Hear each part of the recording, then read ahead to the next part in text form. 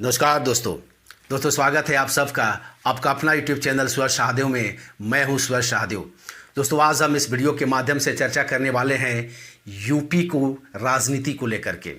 पिछले कई दिनों से यूट्यूब में या मीडिया में ऐसी अफवाह उड़ाई जा रही थी कि योगी आदित्यनाथ अब यूपी के सीएम नहीं रहेंगे। दिल्ली सरकार या केंद्रीय नेतृत्व योगी आदित्यनाथ जी के परफॉर्मेंस से नाराज़ हैं। उसकी कद को छोटा करने के लिए वहाँ आर.एस. शर्मा जी को वहाँ पर भेजा गया है। शर्मा जी को गृह विभाग दिया जाएगा।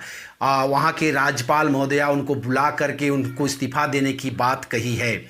या उनके जन्मदिन पर योगी आदित्यनाथ जी के जन्मदिन पर प्रधानमंत्री जी ने उन्हें बधाई नहीं दी, अमित शाह जी ने उनको बधाई नहीं दी। इसे साफ प्रतीत होता है कि ये लोग नाराज़ है, उसको हटाने की अटकलें लगाई जा रही है। इन तमाम तरह की अटकलों को विराम लगा दिया है जब योगी आदित्यनाथ जी ने दिल्ली आकर के प्रधानमंत्री श्री नरेंद्र मोदी जी से, जेपी नड्डा जी से और गृह मंत्री अमित शाह जी से मुलाकात कर इन तमाम अटकलों को पूर्ण विराम लगा दिया और दरकिनार कर दिया है। कुछ दिनों से योगी आदित्यनाथ की जो वहाँ पर एक तेवर है, जो लोकप्रियता है, उसको जहाँ काम करने की जो तरीका है, उन तरीकों से वहाँ के विपक्षी दलों को एक अच्छा खासा डर पैदा हो गया था कि योगी आदित्यनाथ जी के रहते हुए यूपी में दोबारा सत्ता पाना विपक्षी दलों के लिए ये नामुमकिन सा महसूस हो रहा था। इसी नामुमकिन से जो महसूस होने वाला जो एपिसोड था, उस एपिसोड को कम करने के लिए या ख़त्म करने के लिए विपक्षी दलों ने एक योजना बनाई, एक षड्यंत्र रचा कि सबसे पहले आदित्य योगीनाथ जी और मोदी जी के बीच में झगड़ा लड़वा दिया जाए और इनको कमज़ोर कर दिया जाए। लेकिन ये कमज़ोर नहीं हुए हैं बल्कि उससे मजबूत हो गए हैं।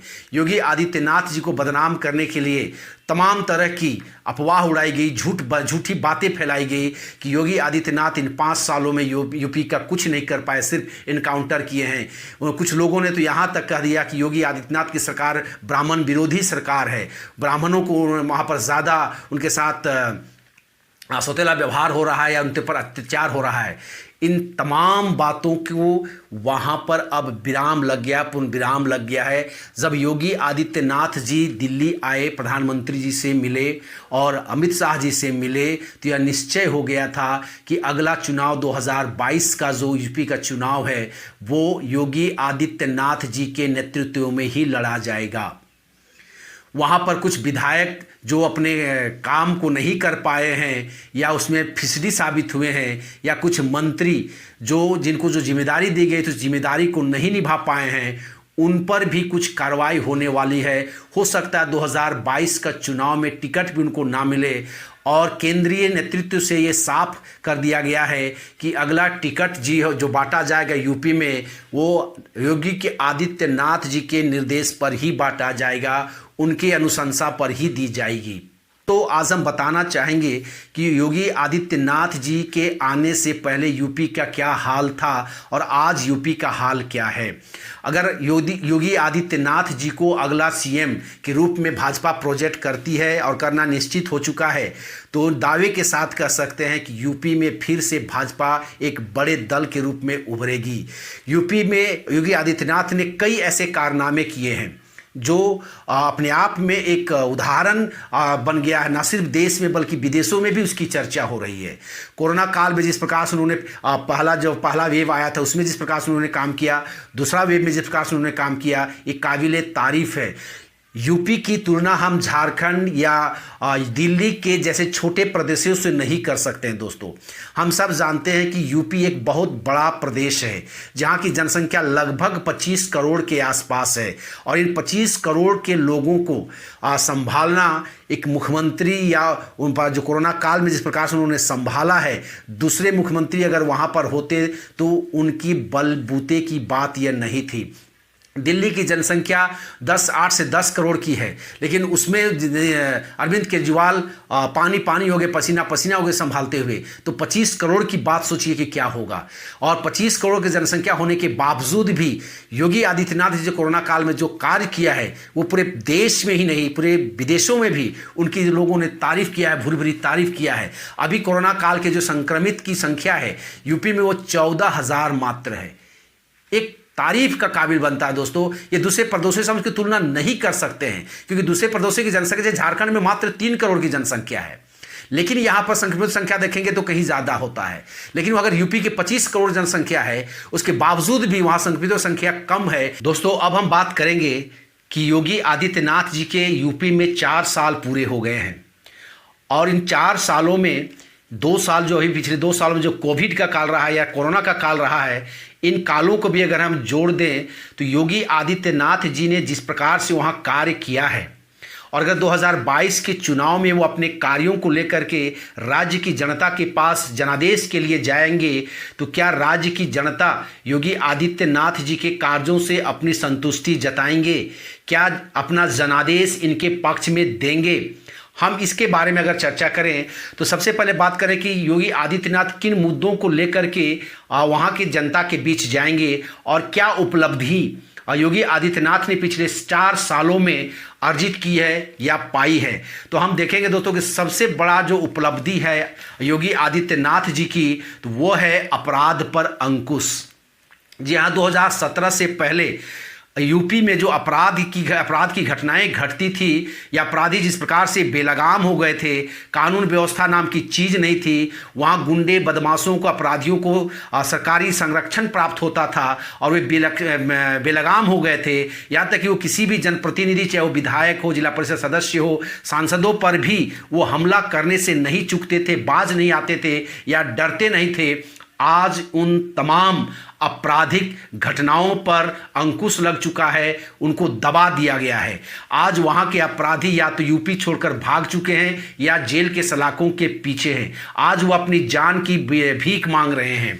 जिस प्रकार से योगी आदित्यनाथ ने आक्रामक फैसला लिया अपराध को कम करने के लिए, वहाँ के लोगों के द्वारा उसको पूरी तरीके से स्वीकार किया गया है, उसकी वाहवाही की गई है। वहाँ राज्य की जनता कहती है कि हमें योगी आदित्यनाथ जैसे ही मुख्यमंत्री चाहिए। उन्होंने कड़क फैसले से ये दिखा दिया है कि यूपी को भी बदला जा सकता है, और उन्हें उसको बदल कर रख दिया है। दोस्तों बात करें दोस्तों वहाँ की मेडिकल कॉलेजों की, तो 2017 में वहाँ पर 12 मेडिकल कॉलेज थे, जो अब वहाँ पर मेडिकल कॉलेज की संख्या जो है वो 30 हो गई है।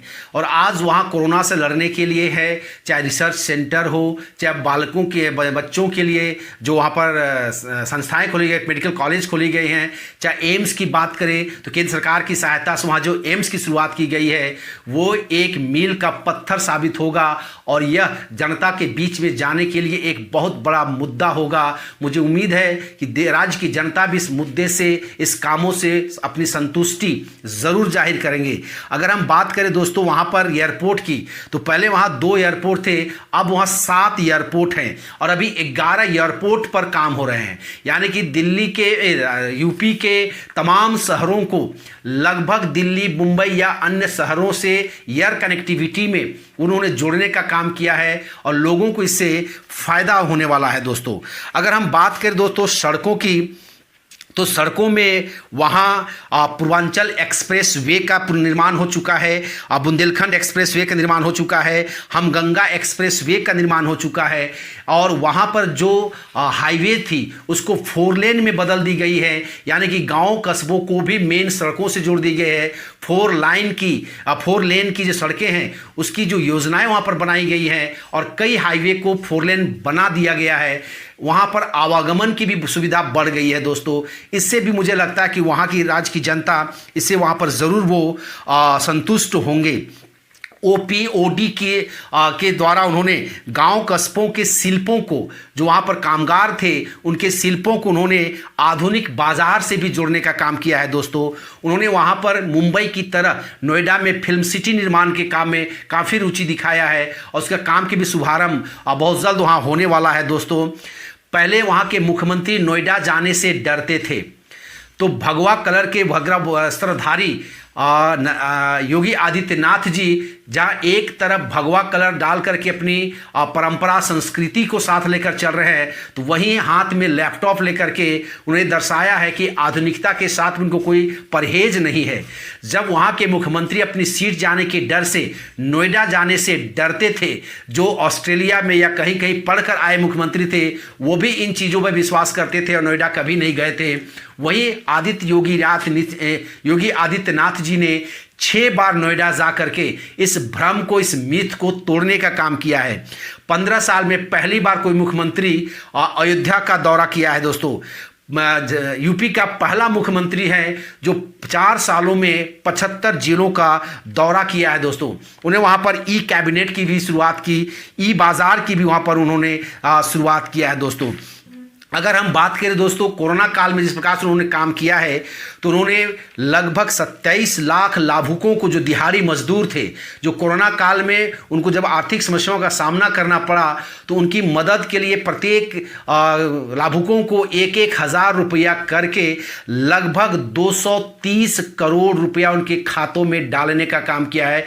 मुझे नहीं लगता है कि भारत के किसी और राज्य के मुख्यमंत्री ने इतनी बड़ी रकम का ट्रांसफर वहाँ के लाभुकों के खातों में किया है दोस्तों। अगर हम बात करें दोस्तों, तो वहाँ की कानून व्यवस्था को उन्होंने तो ठीक ही कर दिया है, भ्रष्टाचार पर पूरी तरह से उसको नकेल कस दिया है। सबसे बड़ी उपलब्धि जो है दोस्तों वो भ्रष्टाचार है। भ्रष्टाचार पर योगी आदित्यनाथ जी ने बहुत ज़्यादा नकेल कसा है। आपको जानकर ताजुब होगा कि पीडीएस जो हमें अनाज मिलता है, जिसे हम राशन की दुकान कहते हैं, वहाँ लगभग 80,000 राशन की दुकानें हैं दोस्तों, और 80,000 राशन की दुकानों में लगभग 14 करोड़ लाभुकों को वहाँ पर अनाज मिलता है या सरकार की तरफ से खाद्य मिलता है। इस पर पहले बहुत ज़्यादा भ्रष्टाचार होता था, लाभुकों को अनाज नहीं दिया जाता था, या बहुत सारे ऐसे लाभुक जो आज नहीं हैं, मर चुके हैं, या उनके नाम पर फॉल्स कार्ड बना करके राशन दुकानदार जो चलाने वाले संचालक थे उस पर वो भ्रष्टाचार करते थे, उन पर वो अंकुश लगा दिया है, और आज वहाँ के लाभुकों को सीधे उनके खाते में वो अनाज जा रहा, क्योंकि अब योगी आदित्यनाथ जी ने अंगूठा के सहारे, जब तक आप उसको इलेक्ट्रॉनिक सिस्टम से उनको जोड़ दिया है कि आप वहाँ पर अंगूठा लगाएंगे तभी जाकर ये आपको साबित होगा कि आपको अनाज मिला है। और इसकी सारी जानकारी लखनऊ से कंट्रोल होती थी, लखनऊ को मिलती थी कि आपने अंगूठा लगाया, आपको अनाज मिला। इसकी सारी जानकारी मुख्यमंत्री आवास में वहाँ के अफसरों को मिलता था, जिसके कारण वहाँ जो भ्रष्टाचार होता था उस पर अंकुश लगाने में योगी आदित्यनाथ जी ने बहुत बड़ी कामयाबी हासिल किया था दोस्तों। आपको जानकर ताजुब होगा दोस्तों कि योगी आदित्यनाथ जैसे ही इलेक्ट्रॉनिक सिस्टम वहाँ पर लागू किए थे पीडीएस दुकानों में, 25 लाख कार्ड निरस्त हो गए। 25 लाख कार्ड ऐसे थे जो यूपी में है ही नहीं, या तो वो मरे हुए लोग हैं या उनके नाम पर फॉल्स कार्ड बनाया गया था, और उन कार्डों के नाम पर अनाज उठाया जाता था, उसको ब्लैक किया जाता था। वहाँ के पीडीएस जो संचालक थे वो पहले उनको सरकार की तरफ से 10% की लाभ दी जाती है, वो उस राशन को लाभुकों तक नहीं पहुँचाकर खुले बाजार में बेचते थे और 30% तक का लाभ उठाते थे।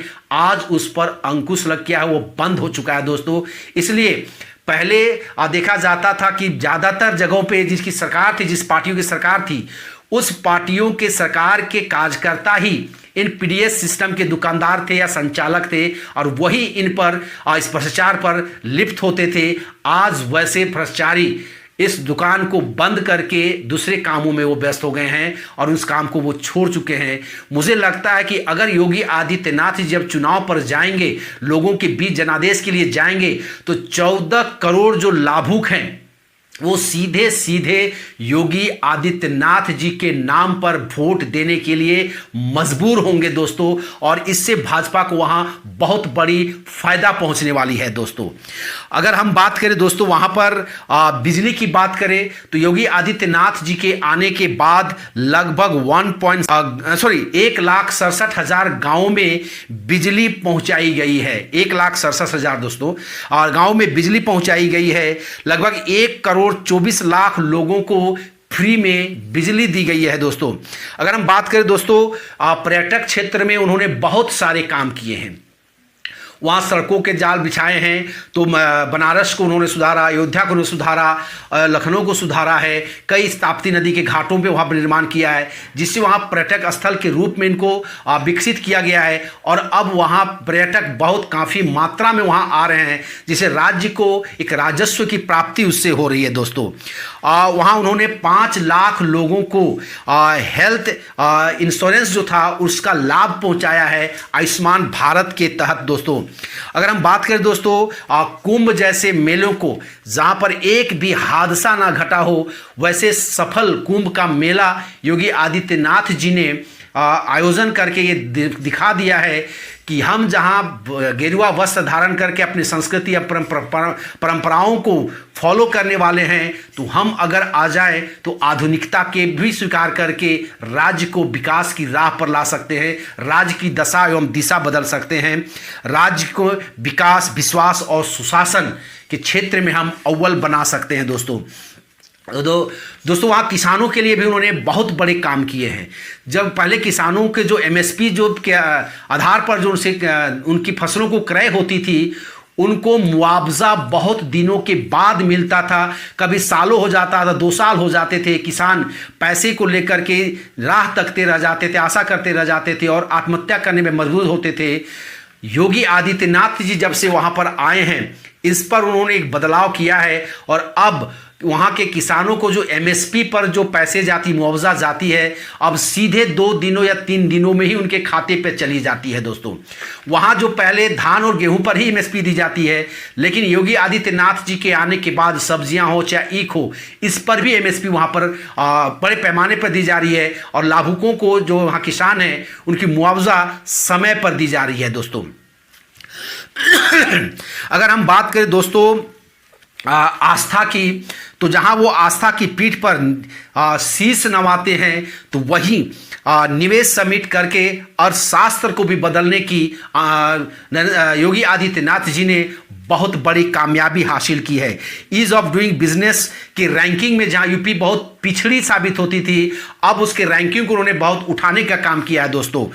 वहां पर अगर हम दोस्तों बात करें कानून व्यवस्था को लागू करने के लिए, तो वहाँ पर जिस प्रकार से पहले दंगाई सरकारी संपत्तियों को नुकसान पहुँचाते थे, सीए के विरोध में जिस प्रकार से दिल्ली में दंगा हुआ, जहाँ पर 10 लाख की जनसंख्या, 10 करोड़ की जनसंख्या है, वहीं 25 करोड़ की जनसंख्या होने के बावजूद भी सीएए का एक भी विरोध वहाँ पर नहीं हुआ, एक भी दंगा नहीं हुआ पर वहाँ, क्योंकि योगी आदित्यनाथ जी ने ऐसा कानून बना दिया कि अगर दंगा होता है और दंगा होने पर किसी भी प्रकार की सरकारी संपत्ति हो या प्राइवेट संपत्ति हो कि अगर नुकसान होती है, तो दंगा करने वाले राजनीतिक दलों या संगठनों पर ही इसका भार दिया जाएगा। और उन लोगों से ऐसा करके उन्होंने मुआवजा भी वसूल किया है, जिससे एक प्रकार के वहां के लोगों में डर व्याप्त हो गया है कानून का, और वे लोग ऐसे कामों से बाज आए हैं दोस्तों। रोजगार के लिए अगर हम बात करें दोस्तों, तो वहां लगभग 25 लाख युवाओं को रोजगार देने का काम इन 4 सालों में योगी आदित्यनाथ जी ने किया है। वहां पर यूपी में जो खाद का कारखाना बंद था, वहाँ 7,000 करोड़ रुपए का निवेश करके वहाँ पर खाद का कारखाना को फिर से शुरू किया गया है दोस्तों।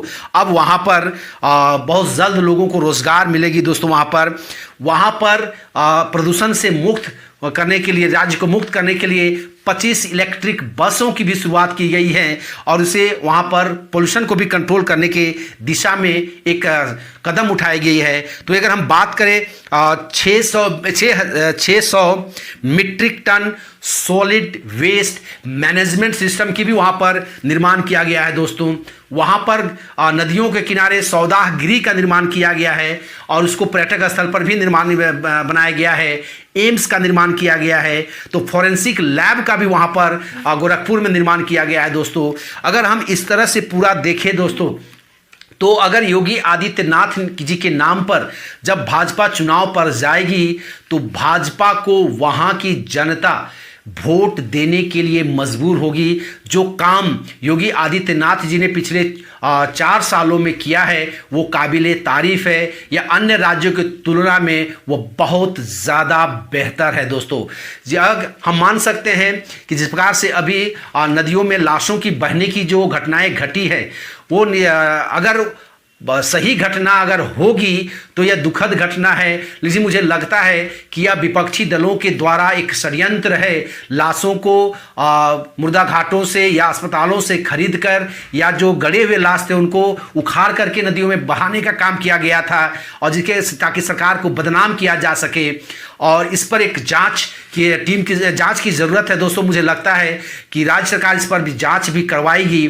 जहाँ तक बात है दोस्तों, वहाँ की कुछ लोगों को कहना है कि योगी आदित्यनाथ ब्राह्मण विरोधी हैं या ब्राह्मणों को वहाँ पर अत्याचार हो रहा है। विकास दुबे एक क्रिमिनल था दोस्तों, और जब उनका इनकाउंटर हुआ था तो विपक्षी दल या कुछ वामपंथी पंडित जो ब्राह्मण परिवार के लोग हैं वे लोग इसको मुद्दा बनाए थे।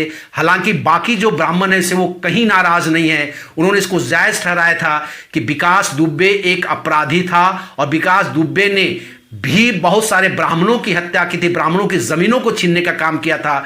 8 पुलिसकर्मियों को उन्होंने रात में गोली मार दी थी दोस्तों। तो वैसे अपराधियों का कोई भी ब्राह्मण जो सभ्य होता है, पढ़ा लिखा होता है, वो समर्थन नहीं कर सकता है। इसी वहां पर ज्यादातर ब्राह्मण जो हैं वो योगी आदित्यनाथ जी के समर्थन में है दोस्तों। अगर हम बात करें दोस्तों कि अभी वहां के जो हिंदू वोटर्स हैं, अगर जादव जो हिंदू वोटर्स में अगर हम जादव को थोड़ा सा किनारे कर दें तो ज़्यादातर हिंदू वोटर्स योगी आदित्यनाथ जी से खुश हैं। चाहे वो वहाँ के दलित हो, आदिवासी हो या सवर्ण हो या कोई भी हो, सारे के सारे वोटर्स वहाँ पर उनसे खुश हैं। वैसे हिंदू वोटर्स जो भाजपा के समर्थक नहीं हैं, लेकिन जो कहीं ना कहीं ये चाहते हैं कि यूपी तरक्की करे, हमारे यहाँ पर रोजगार के साधन हो, यहाँ पर अपराध पर अंकुश लगे, हमारी बेटी बहुओं बाहर में खुलेआम बिना भय के घूम सके, ऐसे चाहने वाले लोग जो भाजपा के समर्थक नहीं होते हुए भी अब वो भाजपा के समर्थक होंगे, योगी आदित्यनाथ जी के समर्थक होंगे, क्योंकि उन्हें भी वहाँ पर रोजगार चाहिए, उन्हें भी अपने बच्चों के लिए अच्छा भविष्य चाहिए, उन्हें भी अपनी बेटियों के लिए एक साफ सुथरा, स्वच्छ और निर्भय, भयमुक्त समाज चाहिए। और ऐसा निर्माण सिर्फ और सिर्फ योगी आदित्यनाथ ही दे सकते हैं दोस्तों। तो अतः कुल मिलाकर अगर हम बात करें दोस्तों कि भाजपा अगर योगी आदित्यनाथ जी के नेतृत्व में 2022 में अगर यूपी के चुनाव में जाएगी तो निसंदेह भाजपा को सफलता मिलेगी। इस पर कोई दो मत नहीं है, कोई इस पर किसी प्रकार का शक या शुबा नहीं है दोस्तों। योगी आदित्यनाथ जी सफल थे, हैं और सफल होंगे। तो यही था दोस्तों यूपी के बारे में जो कुछ अफवाहें फैलाई जा रही थी और यूपी में कहा जा रहा था योगी आदित्यनाथ जी ने क्या किया है, उन सारे सवालों का जवाब इस वीडियो के माध्यम से मैंने देने का काम किया है। अगर आपको यह वीडियो अच्छा लगा हो दोस्तों से आपसे निवेदन होगा कि इस वीडियो को ज़रूर लाइक करें, दोस्तों के साथ शेयर करें, और अगर आप इस चैनल में नए हैं तो इस चैनल को ज़रूर सब्सक्राइब कर लें दोस्तों। सब्सक्राइब करने से हौसला अफजाई होता है दोस्तों, और आपका प्यार और अपनापन हमेशा मिलता रहता है दोस्तों। अतः दोस्तों तब तक के लिए नमस्कार, जय हिंद।